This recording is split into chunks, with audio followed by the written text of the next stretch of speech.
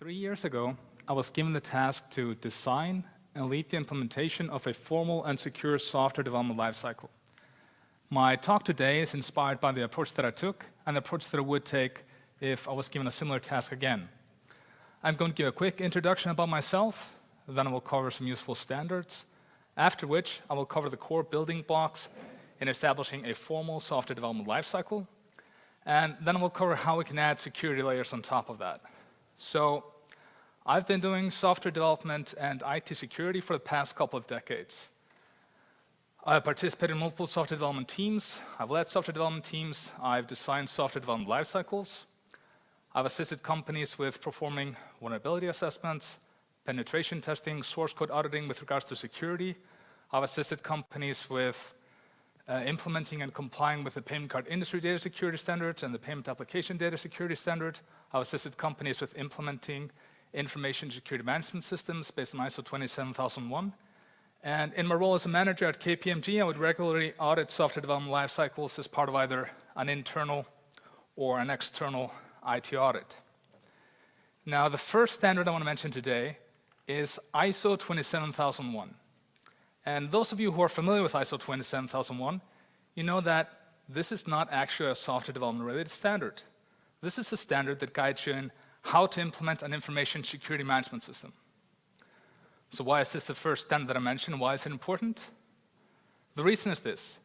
In order to be able to design and implement a formal and secure software development lifecycle, we need a strong and secure foundation. Some of the things that we get from an ISMS based on ISO 27001 include the following. We get executive management to convey support to information security by issuing an IT security policy. We get management to formalize the access control process. That means they'll have to sit down, decide, and document answers to questions such as who is allowed to request information to key information systems, how should access requests be made, who is allowed to approve access requests for key information systems, and when should access be revoked.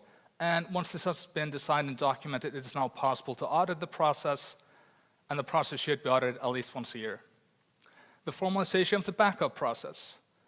And again, making sure that management signs off on the defined backup frequencies and data retention periods. Or to put it differently, to make sure that management signs off on the potential data loss of your key information systems. The formalization of the business continuity plan, again, making sure that management is aware and signs off on the defined recovery time objectives of your key information systems, as well as the defined maximum tolerable downtime. Now, there's plenty of ISO 27000 something standards that have been published. I just mentioned ISO 27001. It defines the certification requirements for an information security management system. We have ISO 27002 that gives you implementation guidelines for controls in Annex A in ISO 27001. We have ISO 27005 that gives us guidance in how to perform risk assessments.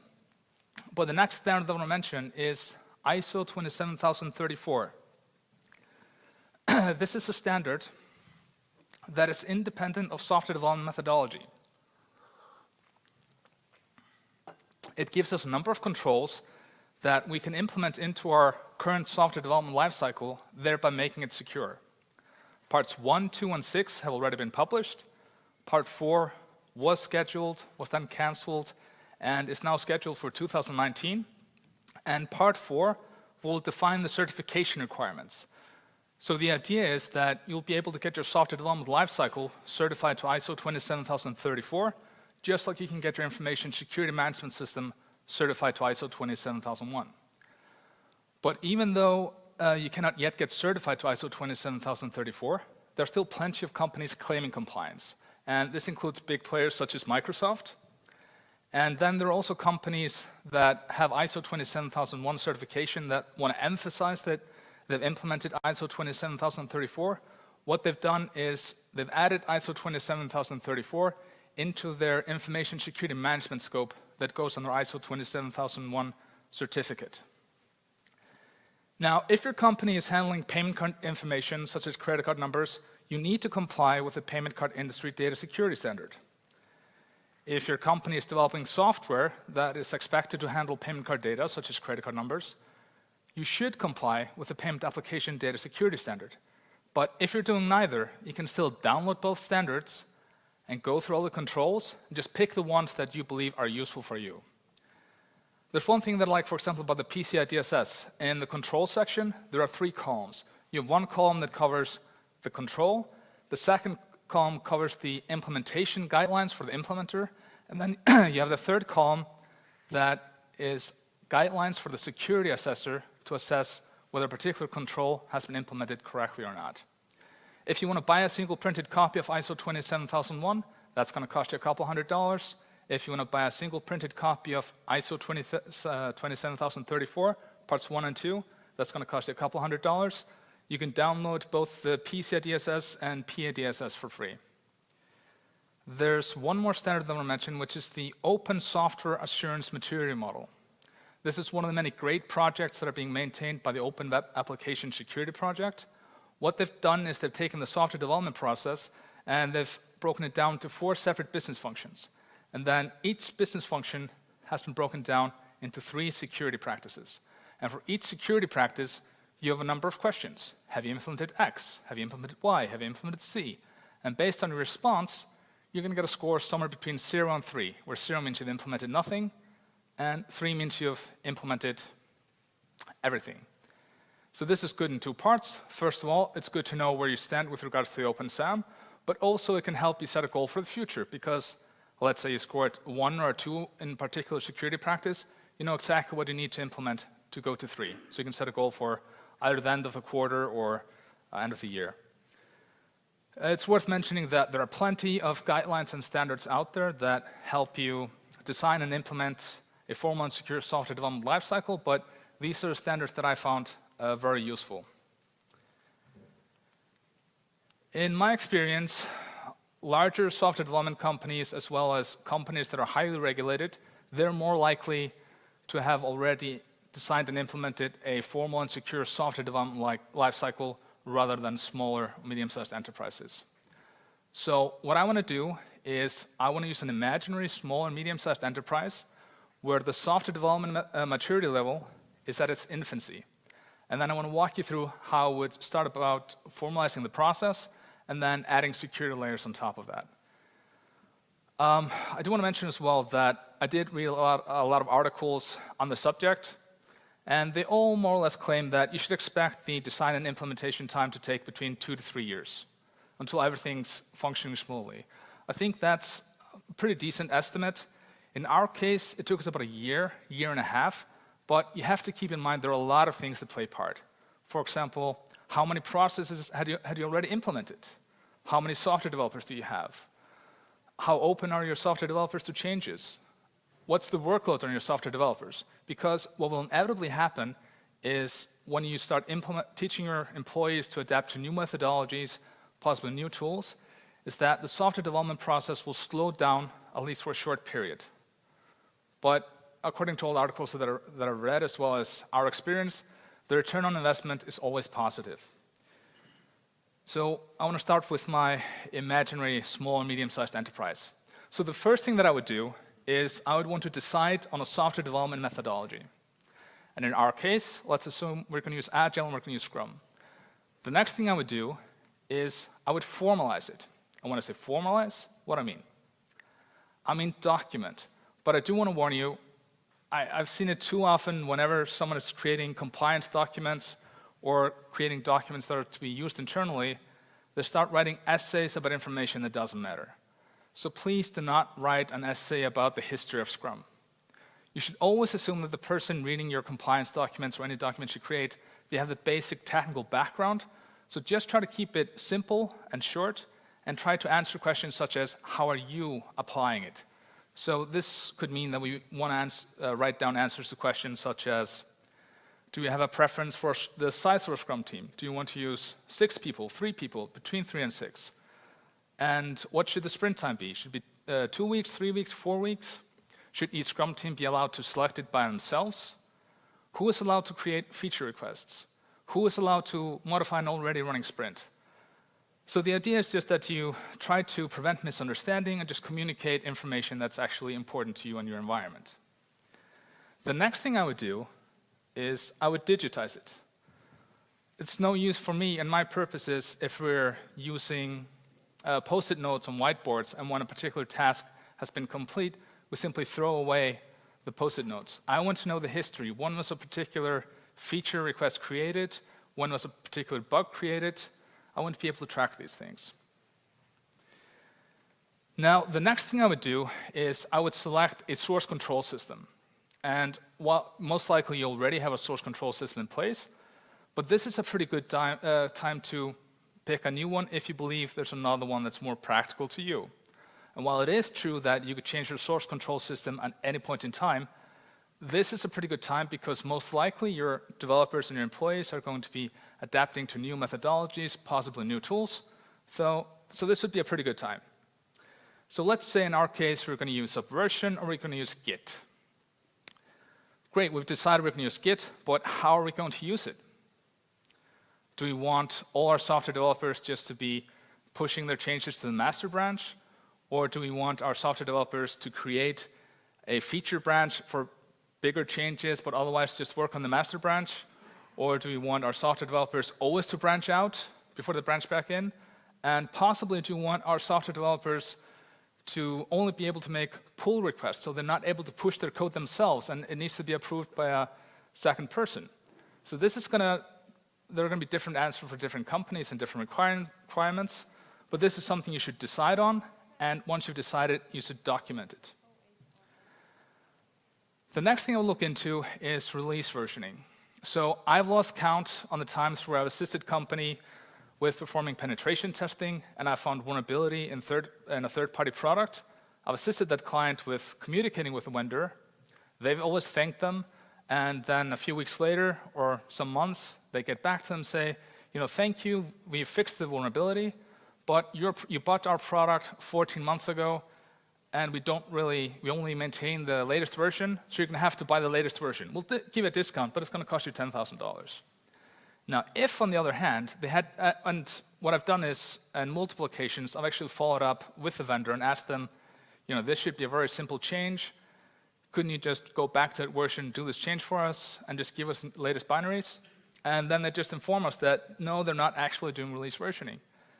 If you were actually to tag your source code for version 1.0, 1.1, 2.0, 2.1, and then let's say I would report a simple HTML injection vulnerability to you, and you would decide, it's like you're going to fix it by fixing it by adding 2 lines of code.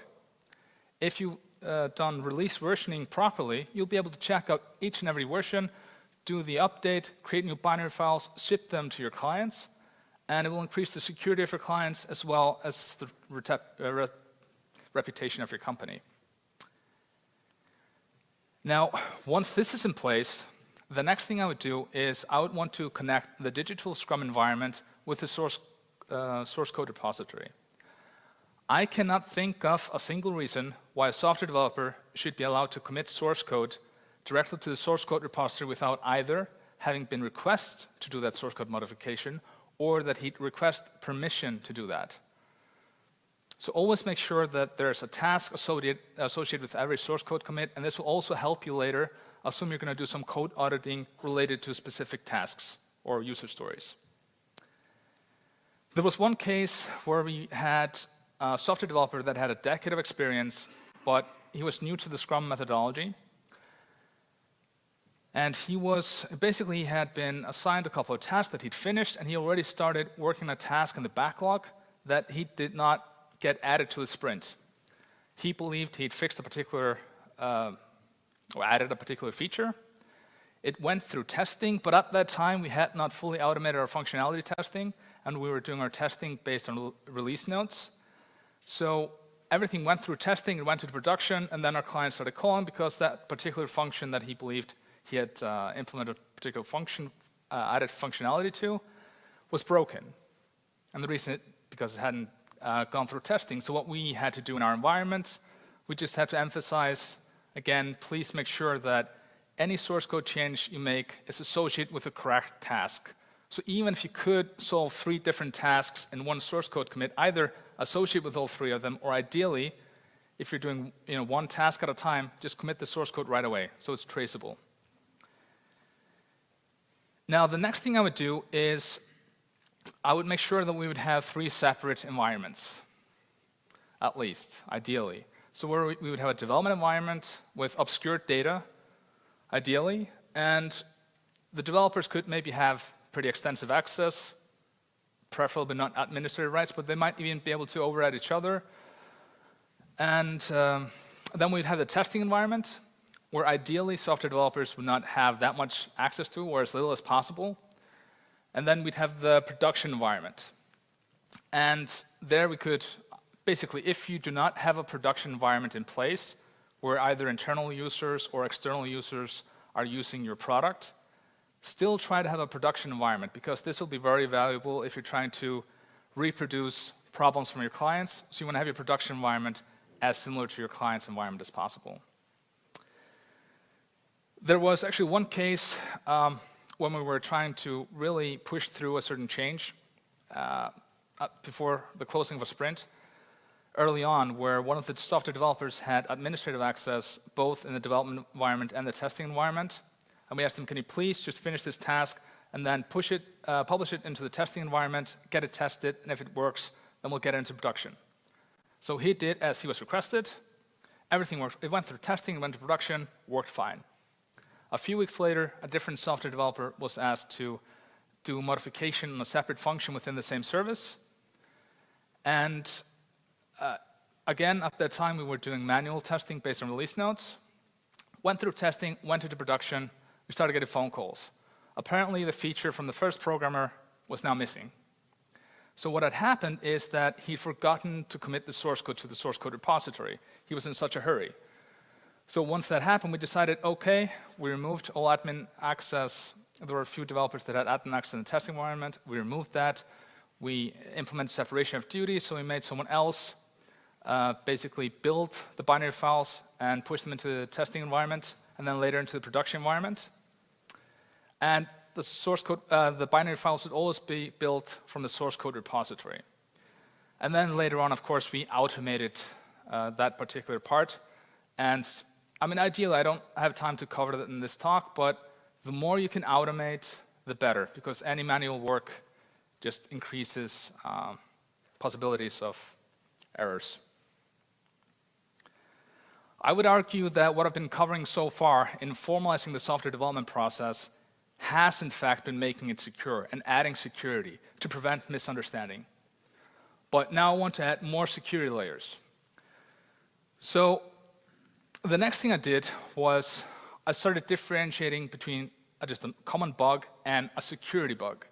And if a critical security bug was discovered that was not being exploited in the wild, then we decided that a business owner and a chief information security officer or security architect in his place needed to meet within 3 business days to decide how they're going to proceed.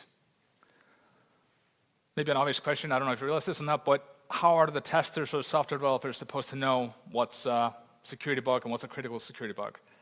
So basically what we did more or less at the same time is we started to offer secure coding training, where we covered the different security vulnerabilities and how we want to categorize them. There are plenty of free resources available online. There are plenty of good stuff from the Open Web Application Security Project. I believe there are some free videos. There are some very fairly priced online training you can find. There's also very expensive online training you can find, same as on-premise training. You can find them fairly priced and very expensive. But whatever you do, I would recommend that you get the training for the environment your software developers are working in. So let's say they're developing in .NET or Java. Please do not send them to a class on how to write secure PHP code. Well, there is a lot of, technically all the ideas are the same, but in my experience, it will prevent a lot of misunderstanding and it will be more useful if you just focus on the same environment that they're working in. So once this was in place, the next thing we decided to do was to create a secure coding practice document. And the way we looked at this is we tried to map out, are there certain functions or features that we're using that have to do with security that we know we're going to be implementing in more than one place, and possibly frequently. So you could ask yourselves, for example, Are you frequently creating separate services, or you have to do authentication, where maybe you have to do authentication through usernames and passwords? So have you possibly decided on the best way of doing that? For example, you want to use a salt and you want to do maybe multiple hashing, or you want to use a particular function. Assuming you've decided on the best way, this is the ideal place just to put the source code for your software developers to be able to copy-paste it. And again, put some text that describes it, but it should be as easy as possible for your software developers to do things securely from the beginning. Same thing with session management, handling of sensitive data. If you have guidelines on input validation or output validation, I would definitely recommend updating this secure coding practice document. Now, one thing that we did as well is whenever a security vulnerability would be disclosed, we would go back to this secure coding practice document and we would look, was this type of vulnerability already covered? If not, we would take a screenshot of that particular vulnerability and include it in our secure coding document, put a red X over it, and just say, be careful of these vulnerabilities. This has been found in our source code. And then below, please do it in the following secure way. Now, once this was in place, the next thing we did was we decided to add a design and design review steps. What had happened previously is either a business owner had not created a feature request clearly enough, or had possibly entered some information incorrectly, or the software developer might have misunderstood something. But for some reason, there were a couple of cases that had come up where we saw we were wasting time. And also, there were a couple of cases where we saw that a security vulnerability had been introduced, but it had been caught in the testing phase. So that's the reason we decided to add this design and design review phase. And what we decided to do is, if a software developer was assigned a feature request or a task of a certain size, they were requested to create a design document, but very short, possibly just one paragraph, or ideally no more than 1 page, or 1.5 page, where they would describe basically the input parameters, output parameters, and their understanding of what needed to take place. And then he would send this design document to both the business owner and a security architect. And then they would meet and they would review it together. So by doing this, we were able to actually prevent quite a few misunderstandings, as well as prevent a couple of other potential security vulnerabilities from being introduced. But what we realized pretty early on is that the role of the security architect was basically to do risk assessments with the software developer and the business owner, what is also called threat modeling. So we decided, okay, how about we just train these guys in doing it themselves? So we trained our employees, both the testers and software developers and the business owners, in threat modeling. Or basically, we want to have a reference, so we referenced Stride that was created by Microsoft. I believe it stands for spoofing, tampering, repudiation, information leakage, denial of service, and elevation of privilege. But we didn't go all in. We didn't use the cards and everything. But the idea was simply to get the software developers and business owners and testers aware and starting to brainstorm to do these risk assessments.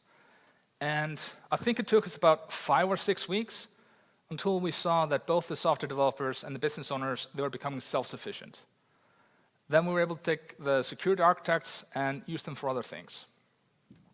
Now, once this was in place, the next thing we started looking into was code auditing with regards to IT security. And ideally, in a perfect world where you have plenty of resources and plenty of money, you'd want to do code auditing of every single code change that is made. That is probably pretty unrealistic. So what you should do then is do a risk-based approach. If a code modification is done that handles handling of sensitive data, authentication, authorization, session management, or anything else that you can think of, then you should audit the source code with regards to security. And if you have or also if new input parameters are being introduced to external users, those are the times you definitely want to do secure code reviews. But obviously, the more you can do, the better. Now, once this is in place, now is a pretty good time to start looking for another tool that you can use. And there are plenty of tools budget, I would definitely recommend looking to the Gartner Magic Quadrant. There are plenty of interesting tools there. You have, for example, they're all different types. Like you have Veracode that does static analysis on your binary files. And then you have some like Checkmarks that does secure checks on your source code. And it's very easy for you to catch all the low-hanging fruit. So basically, they're very good at catching buffer overflows or SQL injections in your code, cross-site scripting and stuff like that, but they will not capture logic flaws and stuff like that. So you still always have to do manual testing. Now, once this is in place, the next thing I would start looking into is automated testing, for example, fuzzing and manual security testing, sort of from a pen testing point of view. And if you have your software developers, if they're interested in writing their own fuzzers, they can actually be very good because they have an understanding of how the internal systems work. So they should be pretty good at creating fuzzers, assuming you train them well enough. If not, it can also be a very good idea to have someone else just write a fuzzer that doesn't make any assumptions on how the software will respond. But after you've introduced this automated and manual security testing prior to release, now is also a very good time to start looking at incident response and vulnerability disclosure. You want to have these processes in place prior to an incident.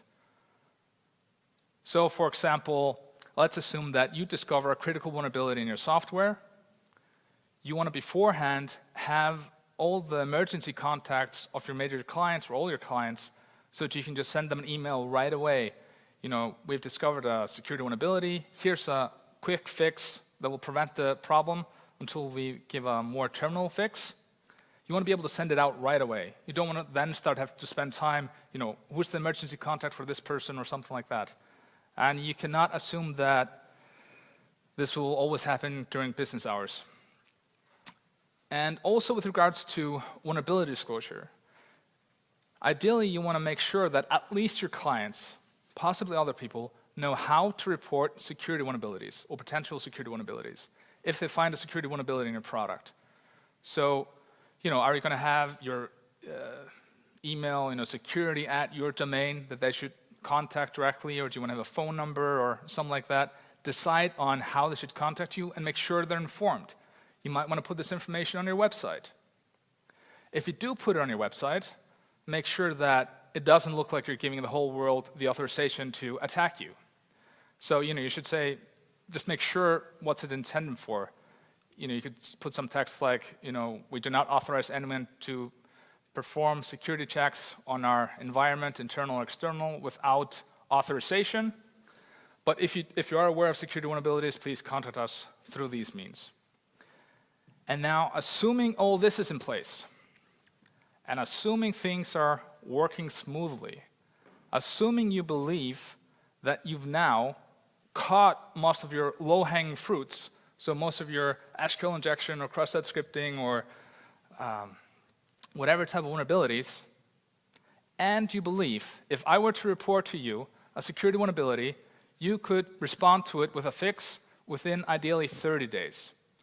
No less than 90 days, but ideally 30 days, then maybe you can start looking into bug bounties. There are a couple of useful standards for that. We have ISO 29147 that covers vulnerability disclosure. So basically reporting, coordination, publishing information about security vulnerabilities and its resolution. And from an internal point of view, we have ISO 30111 that covers the vulnerability handling process internally. I cannot emphasize this enough. Please make sure that you're ready if you decide to go to this step, because otherwise you're going to be paying a lot of money for vulnerability. Like if you haven't found all the low-hanging fruits, you may end up paying a lot of money, and especially also if you're not able to respond by fixing security vulnerabilities that are reported to you, you may end up getting a negative feedback online. So I believe I've covered most of the things that I want to during this talk. I'm happy that GDPR earlier today covered things that I couldn't cover, but are very important, and you should definitely make sure are included in your software development lifecycle document. Once you've decided and implemented on that, I do believe we may have time for a couple of questions. perfect. I also want to point out that I'll be here later today, and I'll be here tomorrow as well. So if someone wants to chat about security in the software development lifecycle or just any IT security-related issue, please feel free to just walk up to me and ask me. And there's my personal email address as well. So, yes, thank you. Do we have any questions?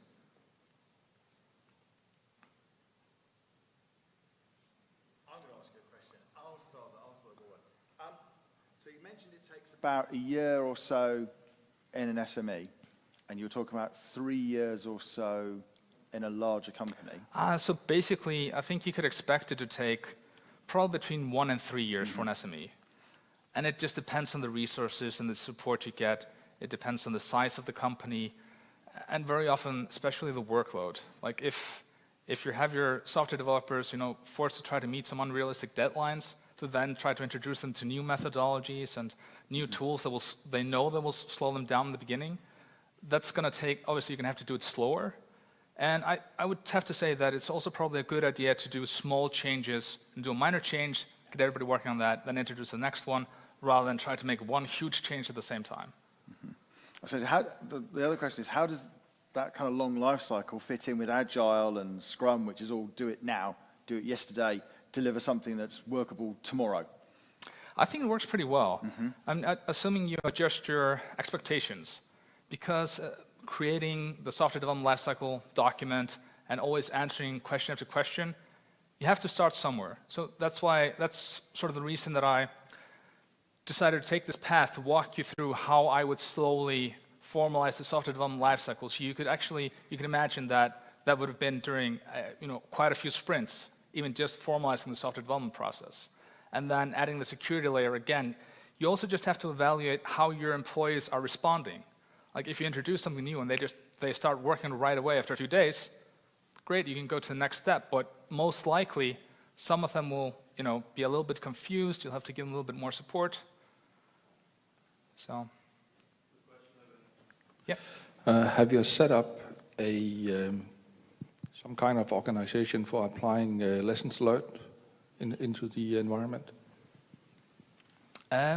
So basically, yes, I didn't maybe cover that well enough. So part of the secure coding the secure coding practice document is whenever we found a new type of vulnerability that hadn't been covered there, we would include it there, and then in our next bi-weekly meetings, we would cover it there as well. And we try to have training at least once a year for software developers where we would cover all these things. But we probably could do it better. But yeah, I would definitely recommend whenever you find a particular vulnerability in your source code that if you believe there's any chance someone else might have made the similar mistake, then that's a good time to hold a meeting and say, guys, we just want to let you know, this was in our source code. Just have the source code there. Doesn't matter who wrote it. Make sure you do no blaming. And just like, this is how we would want to make it secure. Can you please review your code, or do you remember anything? So that would be a very good idea. Brilliant. With that, I think we'll call it because we're exactly on time. So thank you very much again. Please